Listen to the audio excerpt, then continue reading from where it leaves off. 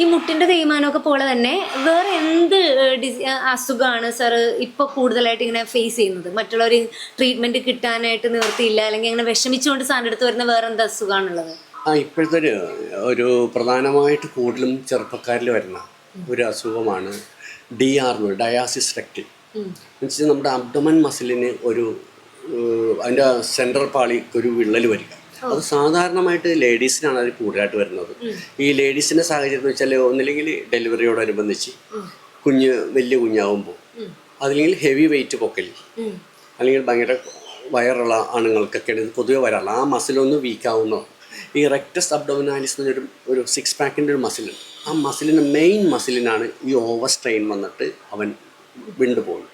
അപ്പോൾ ഉള്ളിൽ നിന്ന് നമുക്കൊരു ബൾജിങ് വരും പുറത്തേക്ക്. അത് ഭയങ്കര ഇഷ്യൂസാണ്. വയറിന് ആ സ്ട്രെങ്ത്ത് പോകും, കോർ മസിലിൻ്റെ സ്ട്രെങ്ത്ത് പോകും.